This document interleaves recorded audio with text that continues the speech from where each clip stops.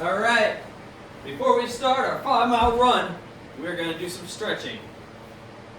Some calisthenic stretching, like military style stretching. Ready? We'll do some cherry pickers. 1, 2, 3, 1. 1, 2, 3, 2. 1, 2, 3, 3. 1, 2, 3, 4. 1, 2, 3, 5. 1, 2, 3, 6.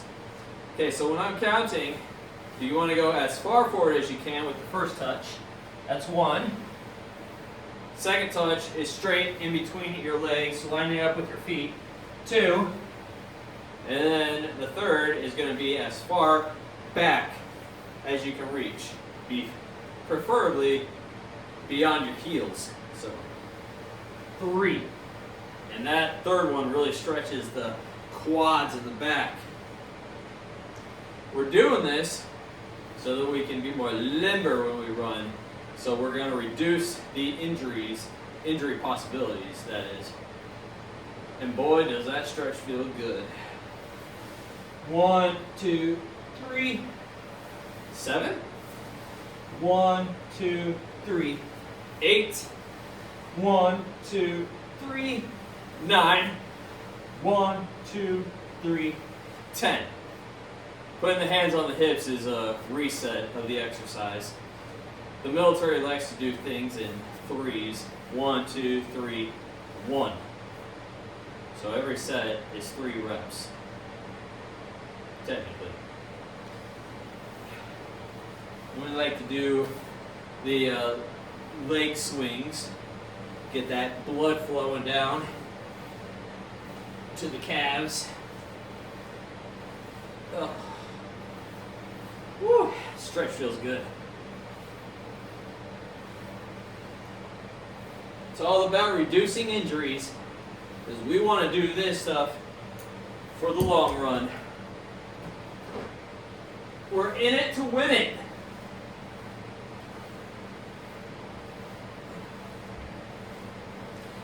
In this exercise, you want to go as far high as you can get and as far back high as you can get. Forward high and back high. Sounds weird, but it feels good. Whew.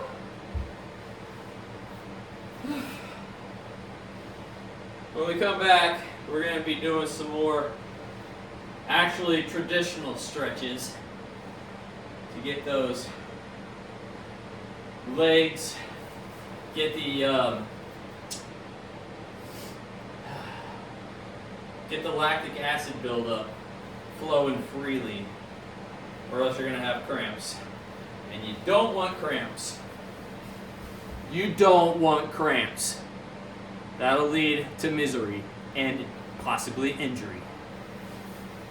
Let's go run.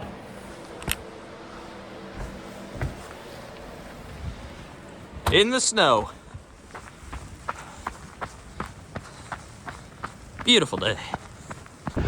Yep, we're down a mile in this lovely winter weather. Apparently, it's supposed to be 30-mile-per-hour winds. Luckily, it's pushing me forward at the moment. Not looking forward to coming back the other way though. That's gonna be miserable. But this way I feel like I'm lighter than I actually am. The windbreaker kind of acts like a sail on a boat. Running in my Speedlands. These are my only pair of Speedlands, but they are easily my favorite shoe because I'm able to go very long distances, very long for myself, which was that 14 miler that I did 2 days ago. I wore these shoes, I didn't get blisters, and the foam did not like get stiffer over time because of the cold weather. You know, the foam has a tendency to get stiffer. Not these shoes. Doesn't matter if it's warm or cold. These are very soft, not squishy, but soft, and have a great bounce energy return. So, and I'm pretty sure that they use the same foam in all their Speedlands, except lately the newer ones coming out are the uncompressed foam. No idea what that's about, but I've heard it's also really good. So I'm not convinced I need to spend full price on these shoes, $300, unless I'm sponsored or a serious athlete. So I'm not either. So yeah, I'd buy these again for the $100 I spent. I might even spend $200, but not $300. No way.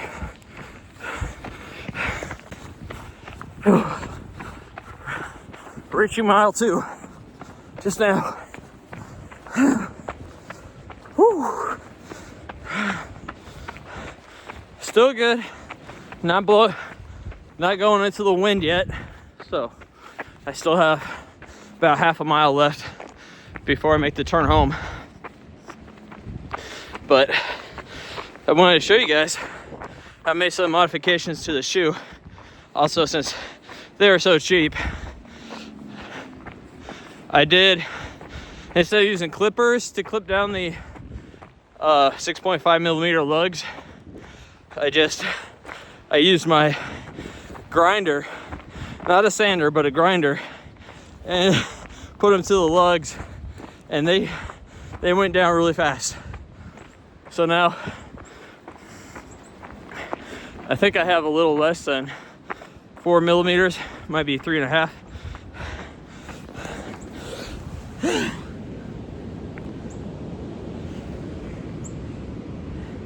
Just got rid of that top diamond part, and I also cut the gaiters. It's making my feet way too hot. Lap pace 14:38. I already have issues with sweaty feet. They don't stink, but they are not the most, they're not the best for blisters. I get blisters a lot. But just something you have to deal with. Cutting that gaiter though helped my feet tremendously. I don't suggest you do that though. If you're spending $300, particularly on these shoes that have a built-in gaiter, you should probably just leave them. Good advice. Look, sort of a lake made by farmers. I saw them dig that huge ditch, which is now a pond. Nothing that I would go swimming in. This is mile 3, and I'm straight into the wind.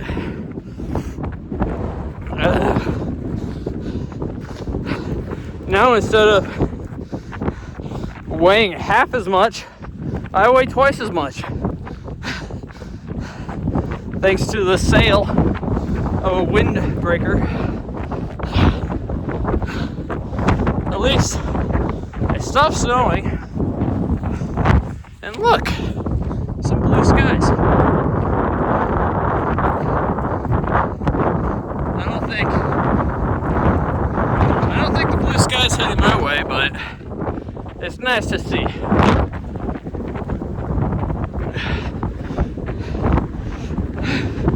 Already starting to miss those warm days in January.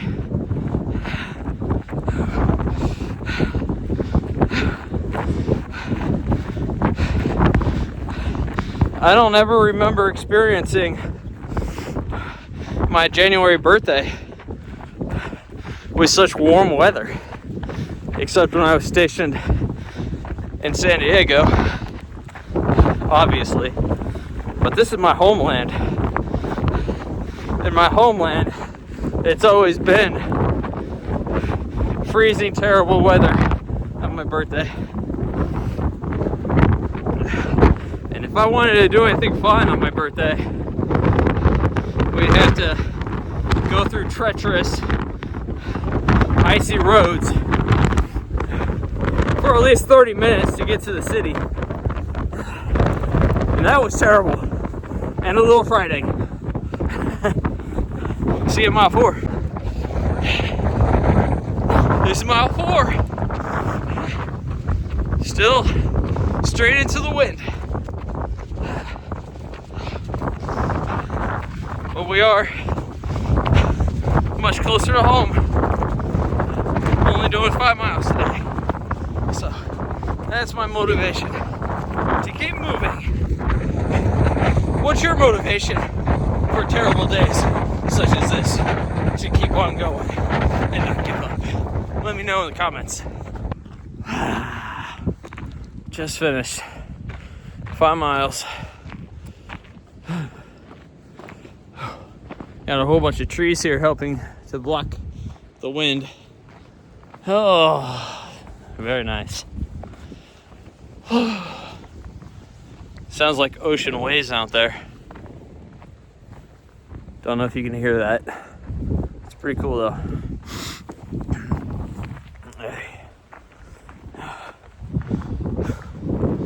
Yeah, I needed an easy run today, which feels, it's funny to say, but I think that running 5 miles is now considered an easy day for me. That's weird, because I've done it so often, and I'm ramping the mileage up to, well, I mean, I did that half marathon at the end of 2025, and then I did another half marathon, or just over, for the start of 2026. And I don't feel as beaten up as I would have thought I would feel. But it just makes me feel good inside to think that I'm growing. Getting better with my mileages, and I don't know, the military kind of just, at least regular infantry, what I was with, the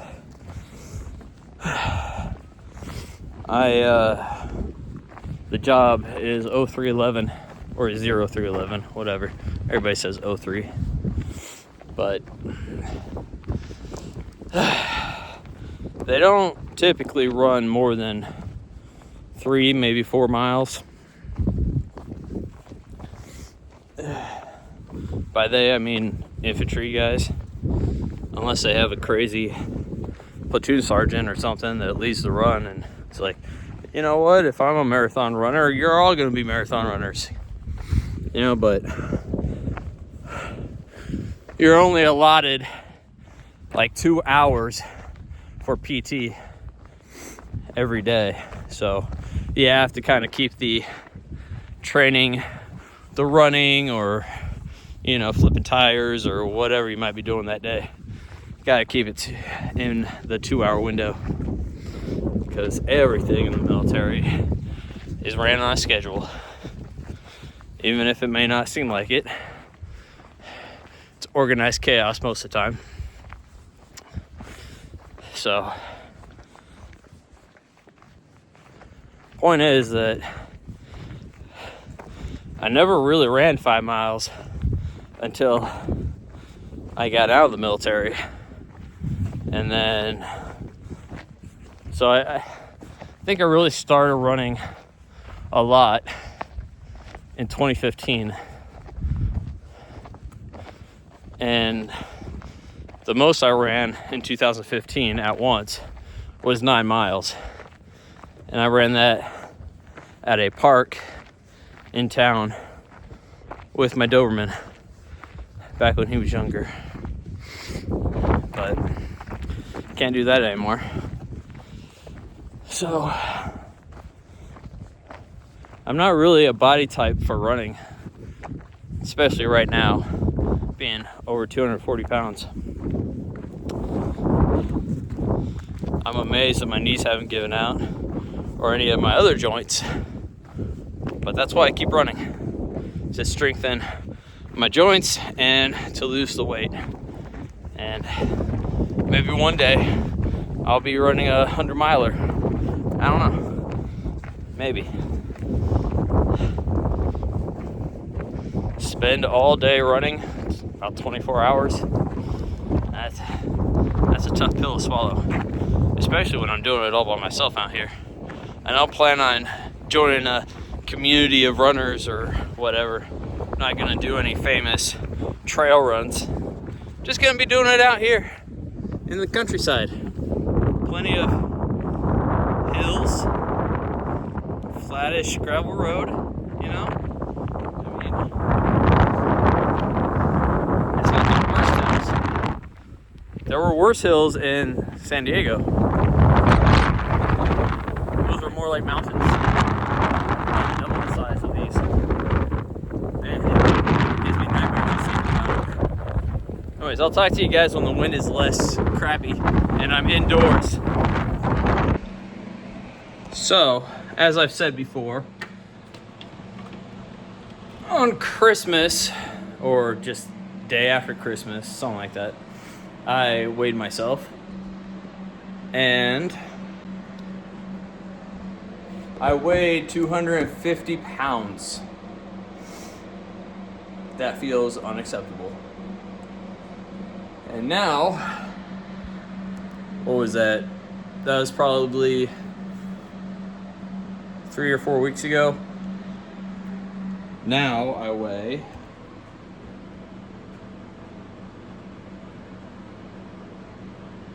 243.5. That's awesome. That's 8 pounds? 7 pounds. That's pretty good. And I'm gonna keep it going. I told you what my secret is. It is fasting for 16 hours. Then after 16 hours, I give myself, I guess technically 8 hours, but I eat a regular sized lunch and maybe a little bit bigger sized dinner than usual. And that keeps me satisfied for 16 hours. So, yeah, roughly a 4-hour window. I mean, it's technically an 8-hour window to eat, but I'm not eating the whole 8 hours. I'm not eating a whole 4 hours either. I might be only eating a real, maybe an hour worth. So, I don't know, take it how you want, but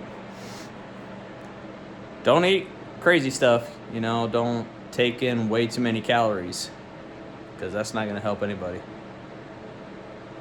So, and I don't even feel like I'm starving either. I'm drinking plenty of water, so that helps tremendously. I recommend drinking a lot of water to trick your stomach into thinking that you're full. Even if it doesn't last very long, it's still better than the feeling of starving. So, do that, and we'll both be losing weight, me and you. We can do this. So now we are going to do some working out. I'm going to do some hanging bar knees to chest. You'll see what I mean in a bit if you don't know what I'm talking about. Get some ab workout. I don't do abs enough. Guess probably because I still have a layer of, chunk still to lose before any abs are even visible. But still makes me feel better being able to lift heavier too with, working abs. Helps get that final push or pull, whichever one you're doing. So, enough talk. Let's get working out. All right, so we just hang here and bring the knees as close to the chest as you can, I guess.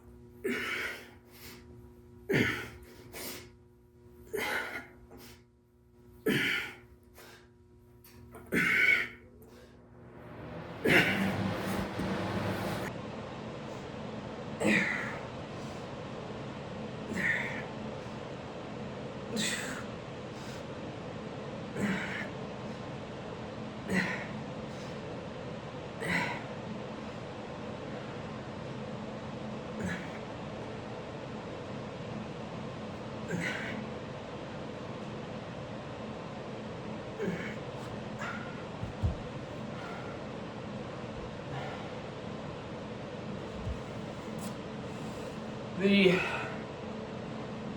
after run stretches I like to do, stretching out the quads, calves, reaching the toe.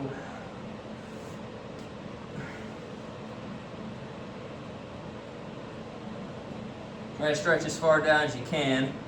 I used to be able to touch my nose to my knee, but it's been a while since I've done these stretches, so I'm definitely not that flexible.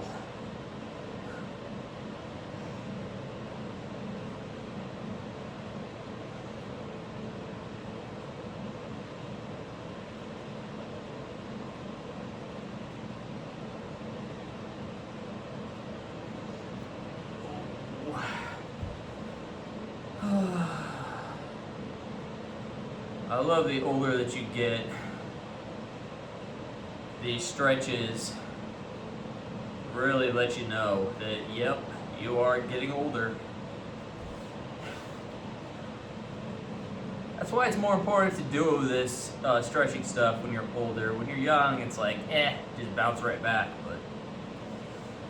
But this stuff is definitely going to be beneficial later years.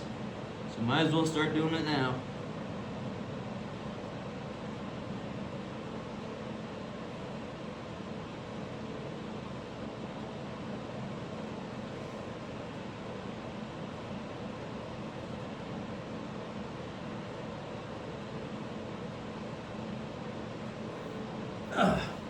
I like to do a count of at least 15 each stretch. So you can do your 1 1,000, 2 1,000, all the way up to 15 1,000. That's typically the way I do it.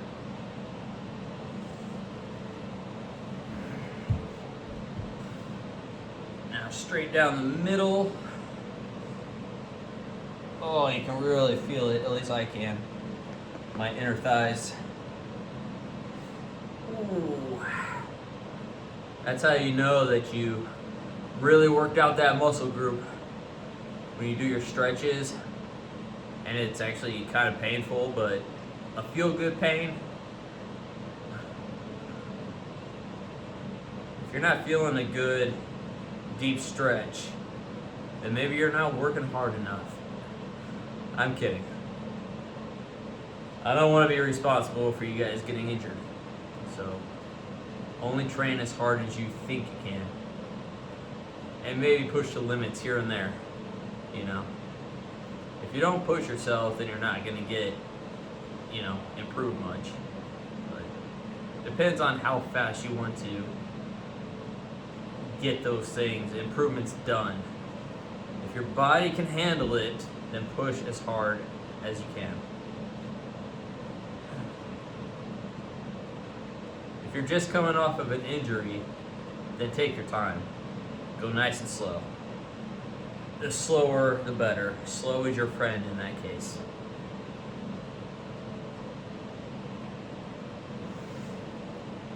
A nice butterfly groin stretch.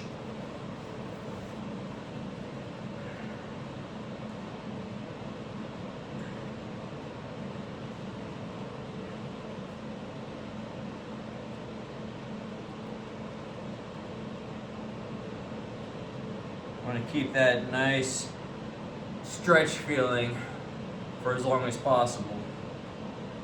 Don't relax just because it hurts, you know. Don't just, you know, relax your stretch. And be like, oh, I can't handle it.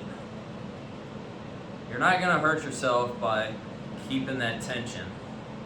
Don't over push down on your legs, but keep it tense enough that you feel a nice deep burn. Nice deep stretch.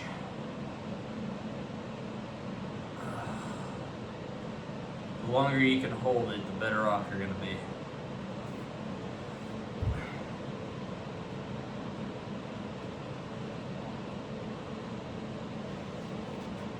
Some back stretches I like to do because running really hurts my lower back, probably from all the ruck marching, or just the upper body has been heavier over the years since I've been lifting weights and compressing the lower spine. So I like to stretch the with the back pointing down. Try to get your I know you're not going to, but think of it like you're getting your belly button to touch the floor. I mean, there's no way it's going to, but just try to touch the floor with your belly button. Hold this pose for a while.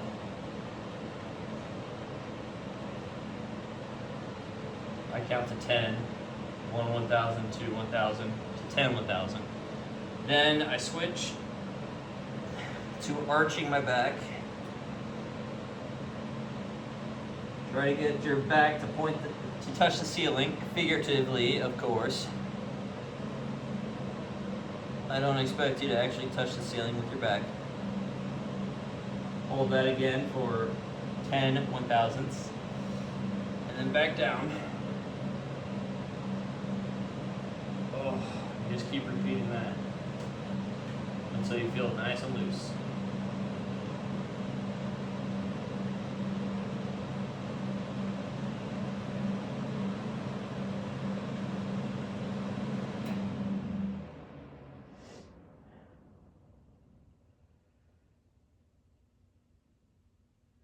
Last lower back stretch, well, last 2 lower back stretches I like to do. It's kind of yoga poses here, but oh, this feels tremendous. Oh. Try to keep the front of your pelvis as flat to the ground as possible, and then lift your chest. Push off with your arms as straight as possible.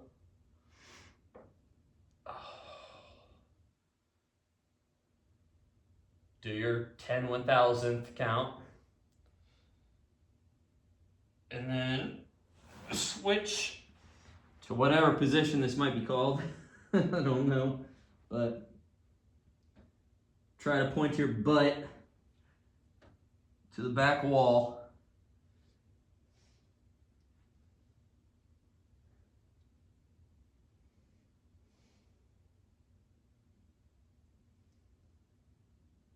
All the way to 10 1,000.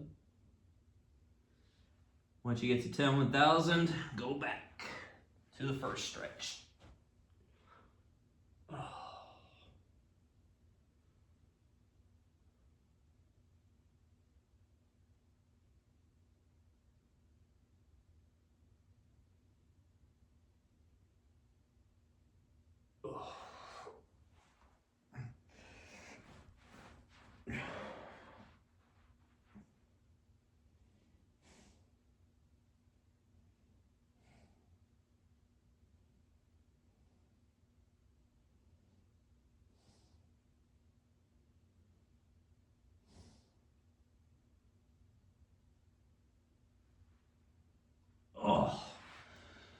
those are the main stretches that I like to do after a nice run. I really need to get better at doing those stretches after every run, not just every 100 run, you know? Kind of defeats the purpose if you don't do it all the time. You're only gonna improve your stretching and flexibility the more often that you do these stretches.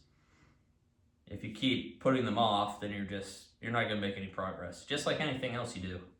Lifting weights or running, physical activity of any kind. The only way to improve is to do and do and do more and more. Thanks for joining me on this fun educational video. Stretching, running, lifting. We did it all today. And I'm ready to go do some editing. So I'll see you guys again in the next video.